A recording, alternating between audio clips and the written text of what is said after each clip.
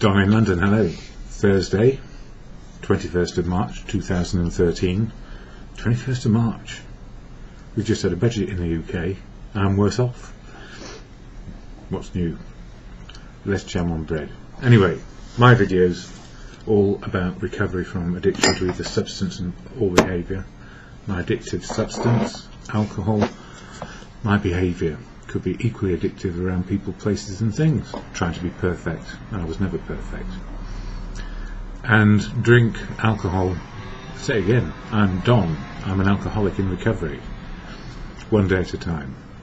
Alcohol seemed to be an answer for me when I was younger, very much younger. It was helpful in being joyful, happy, sad. Any emotion I could possibly imagine was more likely to come out with the drink inside me. So it was convivial to a large degree, and it also helped me cope with those feelings I didn't really want to have. Hate, ugliness, all that stuff. It was always, we all have it in us, depending on what's happening to us and what we have experienced in life. But drink was a way of medicating away the bad side of life. And self-medication with anything which could be addictive is really a bad idea for somebody who's prone to addiction. And I reckon most people are prone to addiction if life is harsh and horrible, and also when it's wonderful and joyful, because at the extremes of both those ways, either joy or sad, at extremes, you can't maintain it, because the human condition is to get back to a natural state, a levelness, a balance, and it's quite different for different people. But with alcohol, whatever my natural state ought to have been without it, it blocked me, and I became dependent on it to take away the edge, or take the edge off, and then it took the edge off me completely. So from having work and relationships and everything going well, I went to extremes of working to the extreme, trying to make each relationship I was in right to the extreme, and no doubt every girl was very okay with me at the beginning, but by the time they realised I was trying to make everything perfect, I would have driven them mad if they'd stayed, and they're quite right to go. Quite right, because I was not for listening when it came to the basics of life. I thought I knew it, and of course I didn't. I only knew my own point of view, some of the times right, some of the times wrong. So eventually alcohol took over 24/7. It was the most horrible state to be in, not able to stop doing something which was killing me, and having a desire never to wake up again. And even when I was revived by professionals and in intensive care, I was contemptible about my own life. So professionals got me dry, and then they suggested I needed help, as often as I needed it. And they said the only place they knew which might work was Alcoholics Anonymous, the very last place I ever expected to end up, because I was immune to addiction. Denial, that is. I was absolutely susceptible to addiction, and alcohol got its way. So to stop and stay stopped without dealing with my life problems as they had grown over the years would have been almost impossible on my own, and probably impossible for professionals to give the amount of support required to help me change my outlook, my attitudes, and what I did or do on a daily basis. So the Fellowship of AA has proved to be a solid bedrock for sobriety. And I share about AA. I don't speak for AA, cannot. It's a fellowship, it doesn't have leaders. We're all in it together, equal. So when I share about how fellowships helping me, I try omit any specifics which would identify any other person in fellowship. And I do not speak for anyone in AA. And if you're in AA, you know I don't speak for you, because I can't. It would be a false representation. So fellowship is what it is, and I'll share the AA preamble in just a moment. But it's really important to know that anyone going to fellowship is going to get their freedom back, freedom to be themselves and not join something which is harmful. After all, why would I have stayed if it was harmful? It became very, very useful and very, very understandable after a while, but it took a while to understand how insane my behaviour had become. So AA, this is what it is what it says on the tin, and it's as good as it can get when you encounter it on any given day. So you'll find good, bad and ugly things in it, namely people just living life. So the AA preamble is this, shared at every meeting. Alcoholics Anonymous is a fellowship of men and women who share their experience, strength and hope with each other, that they may solve their common problem and help others to recover from alcoholism. Common problem? Alcoholic. Helping each other into recovery. And the recovery is one day at a time. The only requirement for membership is a desire to stop drinking. And even though I didn't have a desire to stop drinking on my first visit, eventually I realised this was a place where I could stay stopped by getting help. There are no dues or fees for AA membership. In other words, it's free. We do try and contribute if we have some money, but we don't if we don't. We don't feel guilty or shameful if we have no money. And at the moment, money's tight for everybody. So there are no dues or fees for AA membership. We are self-supporting through our own contributions. AA is not allied with any sect. This is important. AA is not allied with the following: any sect, denomination, politics, organisation or institution, does not wish to engage in any controversy, neither endorses nor opposes any causes. But all of those things are what you do in your own life. So you can belong to a sect, denomination, political party or whatever, organisation or institution. You can engage in controversy and endorse or oppose any cause you feel is right for you. And you will hear all about it from other people, what they're up to and their beliefs. And behind all of this is experience, strength and hope to be sober. So we get a lot of other stuff thrown in meetings because people share their truth. At the same time, our primary purpose is to stay sober and help other alcoholics to achieve sobriety. So even though you might hear weird and wonderful, troubling and sometimes completely opposing beliefs, we're all there for one reason: sobriety. And we accept the differences that we all have. Why else would it work? You know, we concentrate on one issue, sobriety, and we hear the rest of the world's ideas and notions as we go along. So don't think for a moment it won't be controversial when people speak.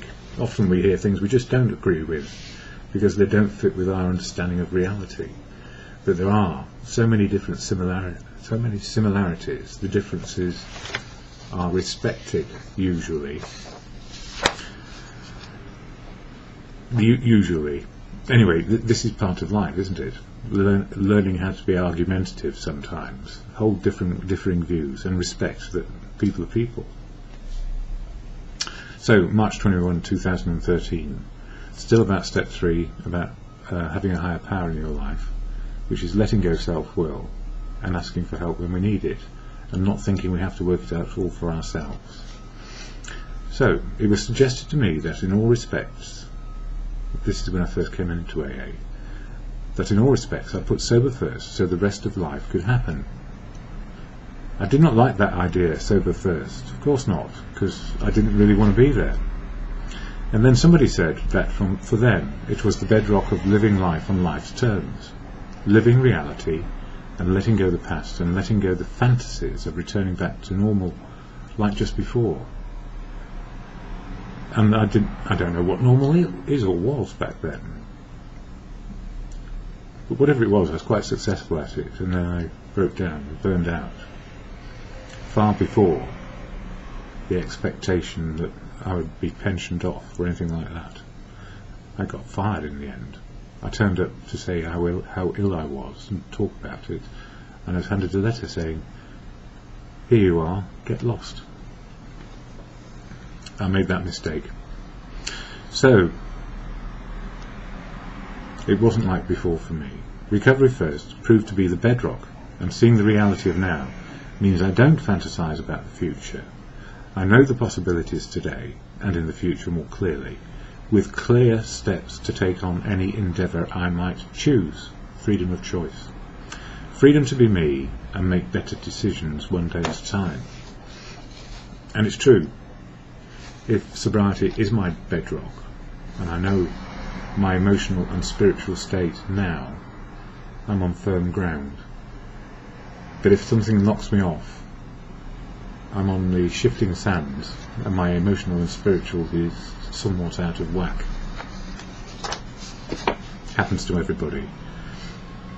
You know, we are human, we are not perfect. Anyway, a solid foundation being developed as I trudge my emotional and spiritual journey. Trudging is not bad. It means we have energy in reserve when we need it. And we can be very flexible on the emotional and spiritual path. When our feelings fit what is going on, no matter what the feelings may be, we know that they are either good feelings, which equals a good thinking mind, and good thinking leads to positive action. If we have bad feelings, they equal bad thinking, probably leads us into bad actions, and ugly feelings equal ugly thinking, and then ugly actions can follow. It's as simple as that. Yet the thinking mind thinks it controls feelings. It doesn't. It doesn't. We can stop doing something and feel different.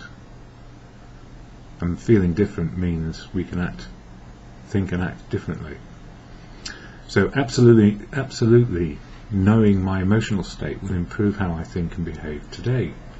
We can break our thinking patterns and actions when we know our mood, and also what we like and don't like today. I like the fact that it's sunny. I've only got a short window on doing something. Sometimes when I listen to the experience, strength and hope of other people, I am very moved by their history and what they accomplished today. The fellowship helps anyone anywhere remind themselves just how tough it has been to find sobriety and how to live sober. No matter what your spiritual beliefs may be, and the best description I have heard was from a former Archbishop of Canterbury. When he was asked what is spiritual, he said it is the ability to cope with what is going on in our life today.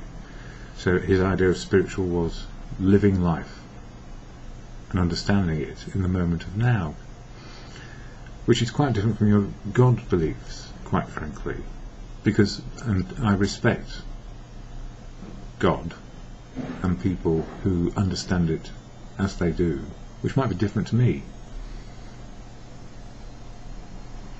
And indeed, fellowship keeps on helping me understand the reality of now. With the help of other people, and I can ask for help from any source. When I need it, I can ask, and the answers may not come immediately, and I can be patient and look for help, which often comes from the least expected source on any given day. Usually it's conscious contact with another human being who I may not know, and just say, "How are you today?" and I get their story, and I share a bit of mine and they share a bit back. Yeah, but also we encounter people who are not helpful, and we need to let them go as soon as we are able, without harm. Common sense and gumption, being practical about living and coping with reality. Often we think we know the answers based on our desires and wants. If we base all our decisions on desires and wants, we could be living and waiting in anticipation for something to happen, that we might have a chance that life will be our way, and our desires and wants will be fulfilled because we think we are entitled, or there'll be a magic wand, just because we are sober. Actually, because we are sober, it is more likely that we know more about our needs, our basic needs, and then the next steps to take to ensure we have the basics. And when we have the basics in place, even though we may have desires and wants, they probably have diminished, probably not. Needs and wants, two separate things, and desire. So we have needs, basic. We have wants, things we want that maybe can't get. And also we have desires. It is our natural instinct at work. So I'm a man, I desire female company. I do. I'm normal in that respect. But how desirable am I? I don't know. And the only way to find out is work on it. So if we have desire, which is natural, and we work out the possibility and include others, those desires may in fact become reality. There is no guarantee when we desire particular outcomes that when we desire particular outcomes, they are subject to including other people and their agreement, rather than an expectation from us. Courage, faith and confidence can be very helpful because we know the truth inside us, and we are willing to be open, honest and share our truth. What happens next will depend on the truth of the people who share back to us, and you never know what might happen today. And I remember a very young lady, well, not very young actually, but certainly younger than me, came up to me and said, "I like you. Shall we go out for a cup of tea?" And I said, "Yes, that's a nice idea." And then 3 years later, we split up because our paths were different. And you know, no animosity, but 3 years of wonderful, difficult, tough, unimaginably good sharing, but it came to an end without the usual "I don't want to ever see you again," but we don't really see each other. But that's just the way it is. So you never know what's going to happen when somebody invites you for a cup of tea.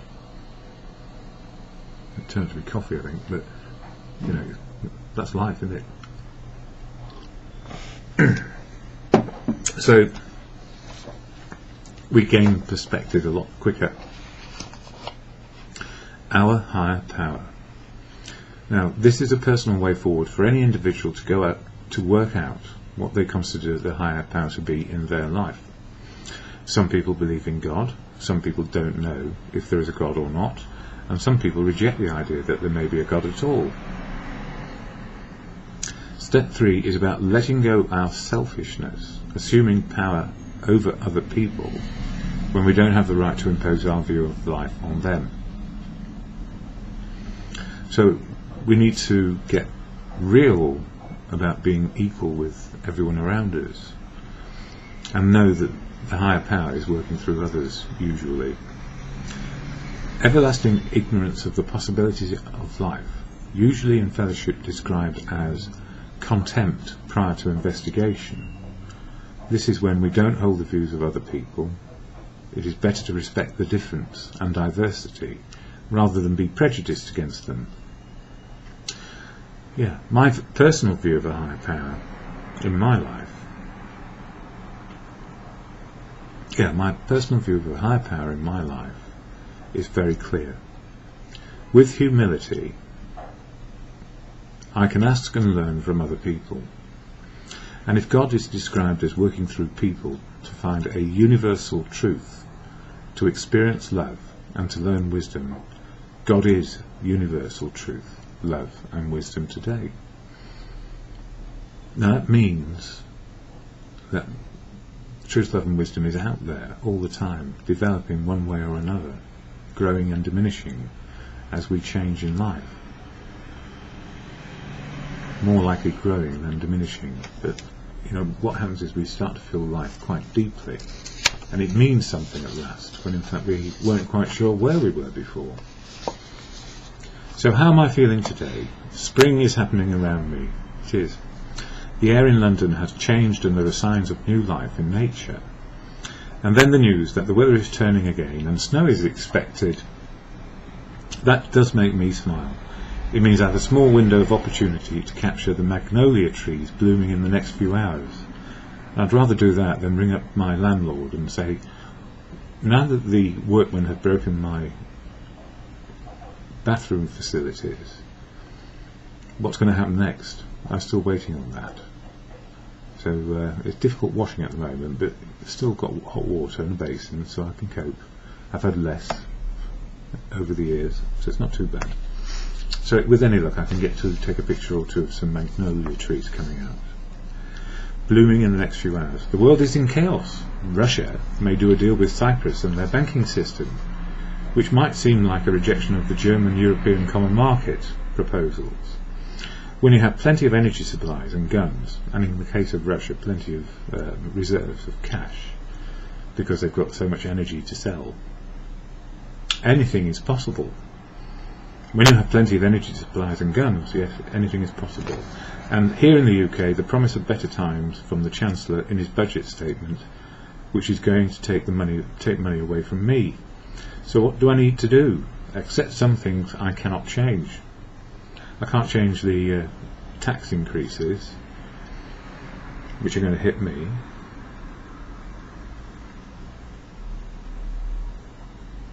Yeah, that's what can I do? Accept some things I cannot change. Look at my basic needs and look at my extravagances, so I can make choices on what to do, economically now and for the next year. So I do have to make some adjustments. Stop spending as much as possible. And I will feel better if I get to a meeting of fellowship. Share my happiness about being okay, and my woes about the country maybe less. And less because feeling right is better than worrying or being angry about the economy, which I'm powerless over. When I feel right emotionally with family, community and in fellowship, and with people I meet who are new to me, not much else matters, as the spiritual and emotional journey continues one day at a time, even though it might be difficult to keep on putting jam on my bread every day. And it's, things get severe sometimes. All my life I've always tried to be fair, open and willing and honest in all my dealings.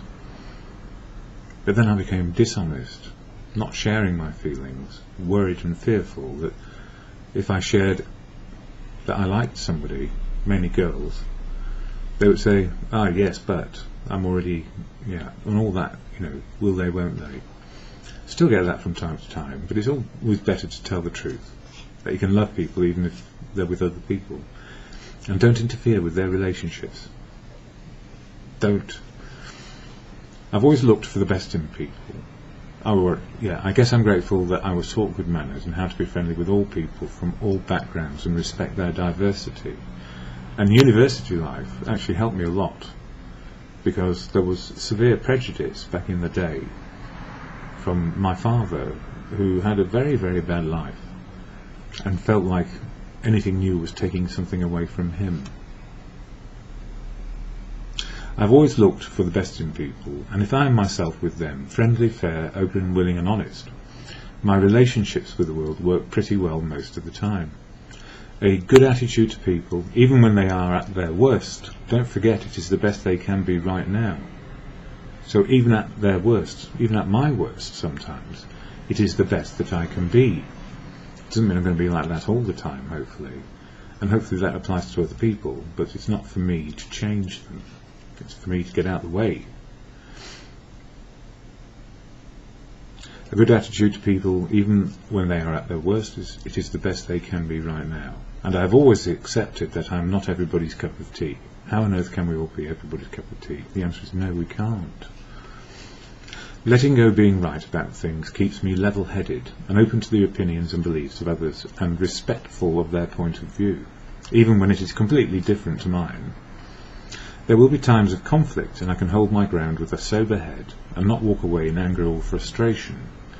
On occasions, though, when people are rude and objectionable, I need to watch myself, because I am human too, and being rude and objectionable back simply results in an escalation, and it can get dangerous, of course. Just because I can be rude and objectionable does not mean it is right or wrong. It is sometimes the way we are. Usually a bit of self-analysis with the help of another person makes me see things differently and gives me perspective, so I let go, whatever it was that was bothering me, just for today. Otherwise I wouldn't get any sleep, would I? And I remember in early recovery, being asked to help somebody, and they turned out to be an utter crook. And the amount of pain I gave myself was about trying to correct them rather than to correct my behaviour, which should have been simply to get out of the way, withdraw, and have nothing to do with them. But my mindset was, I need to teach them a lesson. So what did they do? They got as nasty and even nastier, and I felt so upset. I could cheerfully have hit them with a brick on the head and not thought twice about it. That's in sobriety, because the imagination still goes all over the place. I would not do that, but the imagination said it was all right to think that way because of the absolute rage that was going on inside me. And then I realised, what am I doing? I'm trying to change somebody's outlook, which they've had for 30 years. And that's completely outside my remit in life. Get out of the way was the best thing. Accept them where they were. Accept that I didn't like them. You can love people and hate their behaviour, but on this occasion I just don't like them.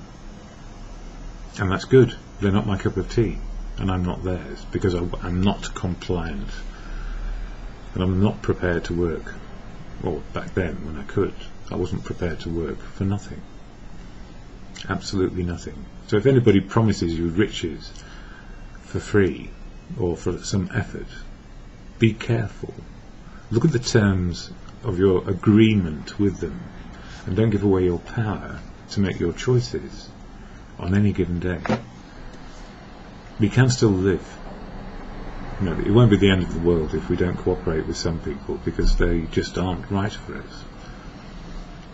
Otherwise we do get codependent, try and fit in, and find ourselves in all sorts of problems of love and hate. Not worth it. The end of these videos always the serenity prayer, can do, can't do, and wisdom to know the difference. That's my shortened version of it. I can do this, I can't do that. I can change me and my attitudes. I can't change them and their attitudes. Not my job. Indeed, I'm powerless over other people in terms of their attitudes and behaviour. And if I try and correct them, I'm not looking at me, I'm looking at them. I'm appraising them, and it's not my job. My job is to look after me and to love the people I can love. Cherish people, not be superficial and indifferent to them. So the serenity prayer, can do, can't do, getting me back to sanity when there's chaos around me. God, grant me the serenity to accept the things I cannot change, courage to change the things I can, and the wisdom to know the difference being learned moment to moment, minute to minute, hour to hour, and just for a day. And then tomorrow, truth, love and wisdom, it can change incrementally to good or bad, different people. Can do, can't do, wisdom to know the difference, and not to be overwhelmed, but feel life as it is. Till tomorrow.